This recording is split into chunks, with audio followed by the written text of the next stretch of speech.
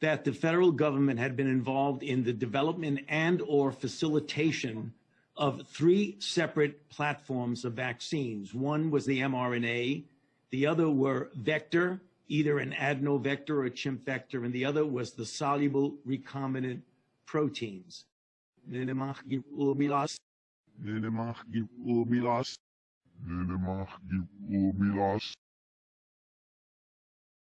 So those are the things that we ask people to consider, not only your own health, but your societal responsibility to really knock this epidemic out in this country. Everybody wants to get back to normal.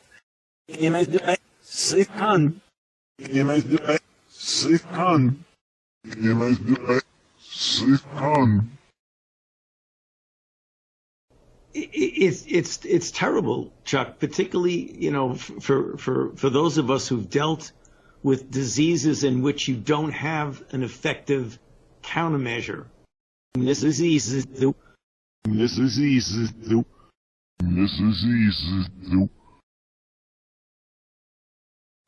Well, Chuck, then you get to the interesting, complicated issue of making a recommendation based on data and a clinical trial in which you have data.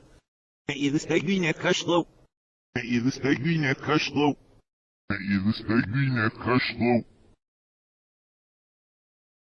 know, it certainly has not been easy, Chuck. I'm doing fine. I focus on my job, you know, as the director with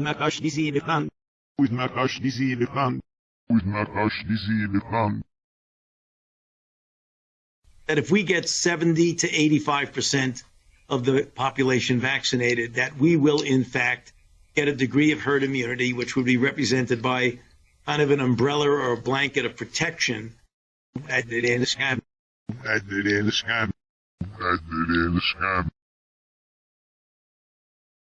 Well, I think just the reality, Chuck, and history proves that wrong.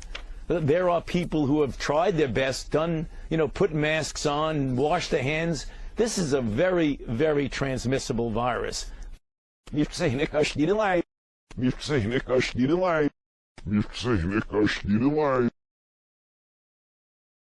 But again, we have not funded gain-of-function research on this virus in the Wuhan Institute of Virology. No matter how many times you say it, there was research. Yes, you have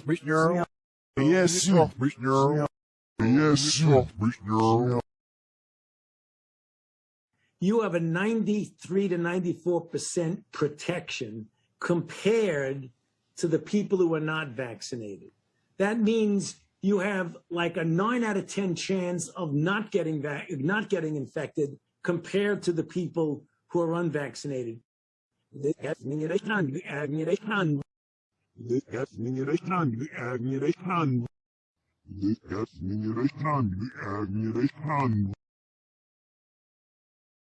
People over 65, at least 85, 87% have received at least one shot. We're doing well there, but as you mentioned correctly, we still have a substantial proportion of the population who's not vaccinated.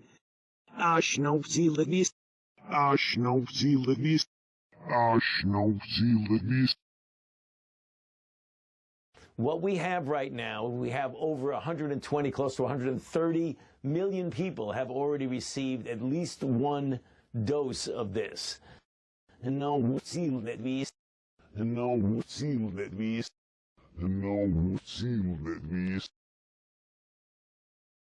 Do we really have to have as stringent the public health measures than you would if it was a stranger who was not vaccinated and you were not vaccinated?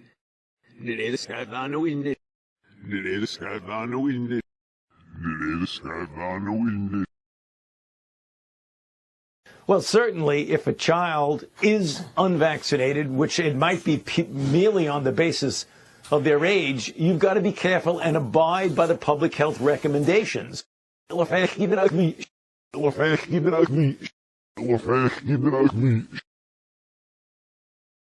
Brain fog, which really means they have difficulty focusing or concentrating. Yeah. It's something that we have to look at very carefully, and we are.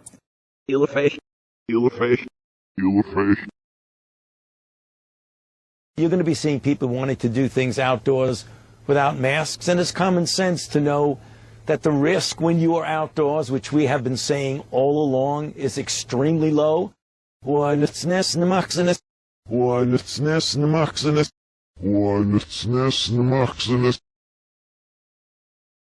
That the risk when you are outdoors, which we have been saying all along, is extremely low.